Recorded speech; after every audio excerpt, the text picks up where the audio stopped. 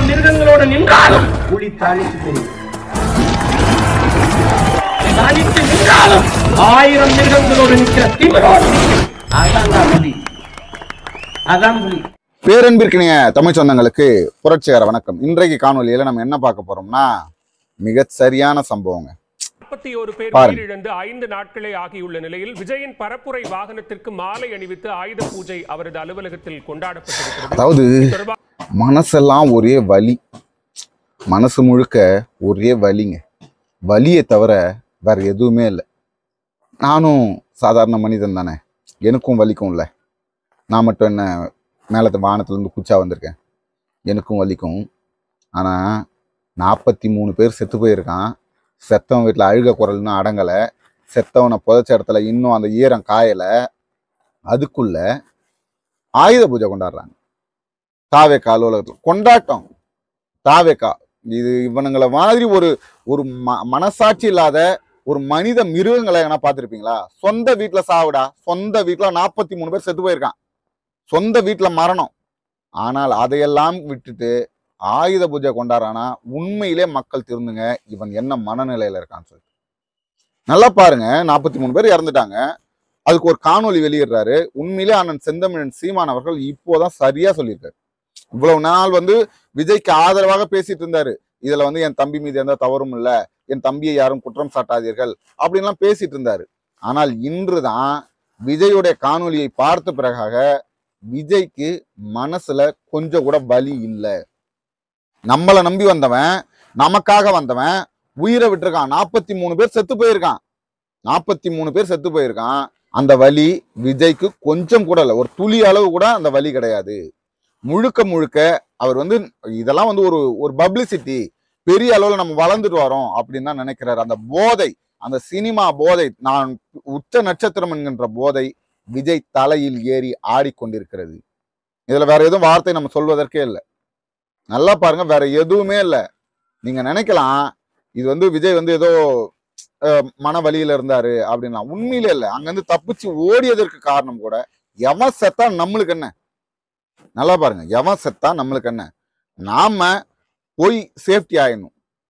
சரி, நீங்க போயிட்டு சேஃப்டி ஆயிட்டீங்க தலைவா, நீங்க போயிட்டீங்க, வீட்டுக்கு போயிட்டீங்க, வழியில உங்களுக்கு எதுவுமே கூட தெரியாது. திருச்சி விமான நிலையத்துல அங்க இருந்த செய்தியாளர்கள் கத்துறாங்க, ஐயா 31 மரணங்கள் நிகழ்ந்து விட்டது, ஏதாவது சொல்லிட்டு போங்க, ஏன் ஓடுறீங்க அப்படின்னு கேட்கும்போது காது கேட்காதவன் மாதிரி ஓடுறாங்க. கிளம்பி அங்கிருந்து ஓடிட்டு அங்கிருந்து ஃப்ளைட் ஏறி வீட்டுக்கு போயிட்டு 3 நாள் வரைக்கும் அமைதியா, எப்படி 3 நாட்கள் வரைக்கும் அமைதியாக இருந்த விஜய் 3 நாள் கழித்து காணொலி வெளியிடுற. அந்த காணொலி கூட முழுக்க முழுக்க சினிமா ஸ்டைல்ல, வலி இருக்கு, எனக்கும் வேதனை இருக்கு அப்படின்னு சொல்லிட்டு அவருக்கு ஆதரவு தெரிவிச்சவங்க எல்லாம் நன்றி தெரிவிச்சுட்டு, சிஎம் சார் நீங்க என்ன பழி வாங்கணும்னா என்ன பழி வாங்குங்க, என் கூட இருக்கிறவங்களை விட்டுருங்க. இந்த சர்க்கார் படத்துல பேசுற அதே வசனம், சர்க்கார் படத்துல என்ன பேசினாரோ அதே வசனம், எனக்கு தெரிஞ்சு அதே வசனகர்த்தா வச்சிருப்பாங்கன்னு நினைக்கிறேன். என்ன பழி வாங்கணும்னா நேரடியா வாங்க, நான் அலுவலகத்துல இருப்பேன் இல்ல வீட்டுல இருப்பேன், வேற எங்கேயும் ஓடி ஒளிஞ்சிட மாட்டேன், என்ன பழி வாங்கணும்னா நேரடியா பழி வாங்கன்னு சொல்லி பேசக்கூடிய ஒரு தற்குறியாக விஜய் இருந்திருக்காரு. இது எதனால அப்ப அந்த காணொலி வெளியிட்டாருன்னு கூட நேரடியாக அமித்ஷா போன் பண்ணி விஜயிடம் பேசியிருக்கிறார். தம்பி நீங்க கவலைப்படாதீங்க, உங்களுக்கு என்ன பிரச்சனைனாலும் நாங்கள் உங்களுடன் நிற்போம், நீங்க தேர்தல் நேரத்துல எங்க கூட நில்லுங்க அப்படின்னு டீல் போட்டிருக்காங்க. நாங்க இந்த நேரத்துல உங்க கூட நிற்போம், உங்களை இந்த பிரச்சனை காப்பாத்தி விட்டுருவோம், அதுக்காக தான் உண்மை கண்டறியும் குழுன்னு ஒரு குழுவா அனுப்பணும். நீங்க இதுல எந்த கவலையும் படாதீங்க, நீங்க யாரை பத்தியும் கவலைப்படாதீங்க. திமுக உங்களை மிரட்டுச்சுன்னா திமுகவை நாங்க மிரட்டுறோம், திமுக உங்களுக்கு நெருக்கடி கொடுச்சுன்னா திமுகவுக்கு நாங்க நெருக்கடி கொடுக்குறோம். இந்த விடயத்துல திமுகவே நீதிமன்றத்துல சொல்லி உங்களை நிரபராதின்னு வெளில கொண்டு வரும், உங்களுக்கும் இந்த மரணத்திற்கும் எந்த சம்பந்தமும் இல்லைன்னு வெளியில கொண்டு வரும். அதற்கு முழு பொறுப்பை நாங்கள் ஏற்றுக்கொள்கிறோம். பதிலா அதுக்கு கைமாறா நீங்கள் செய்ய வேண்டிய ஒரு விடயம் என்னன்னா, நீங்க எங்களுக்கு ஆதரவா இருக்கணும், பாஜக கூட்டணியில சேரணும். ஒருவேளை அதிமுக எங்களை விட்டு போனாலும் கவலை இல்லை, அதிமுக இருந்தாலும் நீங்கள் வந்தீங்கன்னா ஒரு மிகப்பெரிய வலுவான கூட்டணியா மாறும். நாம ஒன்றிணைந்து நாம போராடுவோம், நாம ஒன்றிணைந்து ஒரு தேர்தலை சந்திப்போம், உங்களுடைய முழு ஆதரவு எங்களுக்கு வேணும்னு நிபந்தனையோடு பாஜக தாவேக்காவிற்கு உதவுகிறது. விஜய் இதுல இருந்து எப்படியாவது மீட்டு கொண்டு வந்துடணும். புரியுதுங்களா? இதுதான் இங்க டீல். ஆதவ அர்ஜுனா டெல்லி சென்றிருக்கார். எதுக்கு? அவரும் சொல்றார் விளையாட்டு விளையமா போறோம் அப்படின்னு. ஆனால் உண்மை என்னன்னா, டெல்லி சென்று இங்க பாஜகவின் மேலிட பொறுப்பாளர்களை, அந்த அமித்ஷா போன்ற மேல் மட்ட பொறுப்பாளர்களை சந்திச்சு இங்க நடக்கிற அனைத்து பிரச்சனைகளுக்கும் தீர்வு காண சொல்லி நேரடியாக கேட்க சென்றிருக்கிறார். சரிங்களா? இது ஒரு பக்கம் இருக்கட்டும். ஆயுத பூஜை கொண்டாடுங்க மிக விமர்சையா, ஏன்னா இது ரொம்ப முக்கியம். ஆயுத பூஜை கொண்டாடலன்னா எல்லாமே அழிஞ்சு போயிடும். தாவேகா கட்சியோட ஆயுத பூஜை கொண்டாடி ஆகணும், நல்லதுதான். ஆனா 43 பேர் செத்து போயிருக்கான்ல, 43 பேர் செத்து போயிருக்கான். முன்னால தாவேகா அலுவலகத்துல ஆயுத பூஜை கொண்டாட முடிகிறப்போ ஒரு அரங்கம் எடுத்து அந்த 43 பேருக்கு ஒரு நினைவேந்தல் நடத்த முடியாதா? அதுக்கு வாய்ப்பு இல்லையா? அது அவ்வளோ பெரிய சிக்கலா? இல்ல முக்கிய நிர்வாகிகள், மாநில நிர்வாகிகள், மாவட்ட நிர்வாகிகளை மட்டும் அழைத்து ஒரு அரங்கம் எடுத்து அந்த அரங்கத்துல, உள்ள அரங்கத்துல மற்ற கூட்டம்லாம் கூட விடாம, ரசிகர்களை கூட விடாம அந்த அரங்கத்தில் வைத்து ஏன் இப்படி ஒரு நிகழ்வை நீங்க நடத்த முடியாது? 43 பேருக்கு அஞ்சலி செலுத்தி, இது மிக மிக கொடிய ஒரு சம்பவம், இது மிக வலி நிறைந்த ஒரு சம்பவம், இதெல்லாம் நான் நிற்கிறேன், இந்த 43 குடும்பங்களுக்கு ஆதரவாக நான் நிற்கிறேன் என்று சொல்லி ஏன் உங்களால் சொல்ல முடியாது? ஒரு குழந்தைய பறி கொடுத்துட்டு வாய் பேச முடியாத அம்மா துடிச்சிட்டு இருக்காங்க. வாய் இருக்கிறவங்க நம்ம கத்தி அழுதலாம், சொல்லி மனசுல இருக்கிற வேதனையை சொல்லி அழுதலாம். ஆனால் அதெல்லாம் முடியாத ஒருவர் தவிச்சுக்கிட்டு இருக்காங்க. கர்ப்பிணி பெண்கள் மரணிச்சிருக்காங்க, வயிற்றுல இந்த குழந்தையோடு சேர்த்து மரணிச்சிருக்காங்க. இப்போ கல்யாணமாக வேண்டியவர்கள் 2 பேரு, கணவன் மனைவியாக ஆக வேண்டியவர்கள், காதலர்களாக இருந்து திருமணம் செய்ய வேண்டியவர்கள் இந்த கூட்டத்துல சிக்கி செத்து இருக்காங்க. இது எது குறித்தும் கவலைப்படாம இவர்களுக்கெல்லாம் ஆதரவா ஏன்பா ஒரு நிகழ்ச்சி நடத்தி, நான் இந்த துயர சம்பவத்துல நான் உங்களுடன் இருக்கிறேன், நீங்க எதை பத்தியும் கவலைப்படாதீங்க, என்னையே கைது செய்தாலும் நான் சிறைக்கு சென்றாலும் கவலை இல்லை, ஆனால் நான் இந்த பிரச்சனையில உங்க கூட நிக்கிறேன், நீங்க எது குறித்தும் கவலைப்படாமல் நிம்மதியாக இருங்கள்.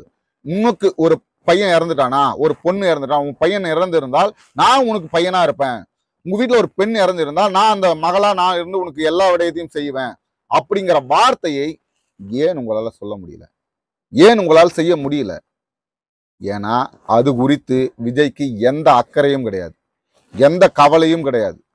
அவருக்கு முழுக்க முழுக்க இதை அரசியலாக்கணும், வாக்கு வாங்கணும், வெல்லணும். இதை தவிர்த்து வேற எந்த நோக்கமும் விஜய்க்கு கிடையாது.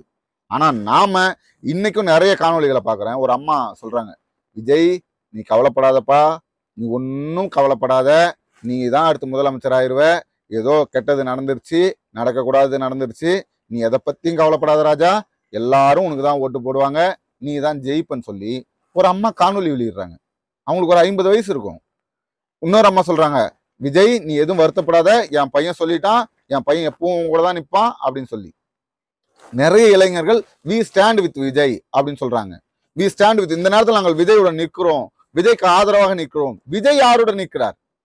நீங்க எல்லாரும் விஜய் கூட நிற்கிறீங்க, விஜய்க்கு ஆதரவாக நிற்கிறீர்கள், விஜய் இந்த விடயத்திலிருந்து காப்பாற்ற நினைக்கிறீர்கள், அதெல்லாம் சரிதான். ஆனால் விஜய் யாருடன் நிற்கிறார்? தன் வீட்டுல ஆயுத பூஜை கொண்டாடிட்டு இருக்காரு. இவ்வளவு வலி நிறைந்த ஒரு நேரத்துல, 43 மரணங்கள் நிகழ்ந்த இந்த நேரத்துல தன்னுடைய வீட்டுல ஆயுத பூஜை கொண்டாட வேண்டியது அவசியமா? தன்னுடைய கட்சி அலுவலகத்துல ஆயுத பூஜை கொண்டாட வேண்டியது அவசியமா? இதை நீங்கள் திருந்தணும். ஏன்னா அவர் நடிகனாக இருக்கின்ற போது என்ன மனநிலையில் இருந்தாரோ, நடிகனாக இருக்கின்ற போது எதையெல்லாம் அவர் செய்தாரோ, அவர் சினிமாவில் நடிச்சுட்டு ரசிகர்கள் இதற்கு ரசிகர்களை உற்சாகப்படுத்துவதற்கு ஏதாவது செய்துவிட்டு வீட்டுல போயிட்டு அதையெல்லாம் மறந்து சந்தோஷமாக இருந்தாரோ, அதே மனநிலையில் துளியும் மாறாமல் நிற்கிறார் விஜய். இதுல மாற்றுக்கிறதே கிடையாதுங்க. இதுல துளி கூட விஜய் மாறல. அவர் இன்னும் அந்த நடிகனாகவே இருக்கிறார். ஒரு தலைவனாக அவர் மாறவில்லை. அவர் தலைவனாக எப்போதும் மாற மாட்டார் என்பதை நீங்கள் உணரணும், திருந்தணும். இனியும் நீங்க விஜய் தான் இல்ல, எது நடந்தாலும் விஜய் நேரா கத்தி எடுத்துட்டு கழுத்தை பிடிச்சி கரன்னு அறுத்து சாகடிச்சா கூட நாங்கள் விஜய் பின்னாடி தான் போவோம்னா, இந்த தமிழ்நாட்டை, வருகின்ற இளைய சமுதாயத்தை யாராலும் காப்பாற்ற முடியாது என்பதில் மாற்று கருத்துல அடுத்தது ஒரு காணொலியில் உங்களை சந்திக்கும் வரை உங்களிடம் விடைபெறுவது உங்கள் அன்பழகன். நன்றி.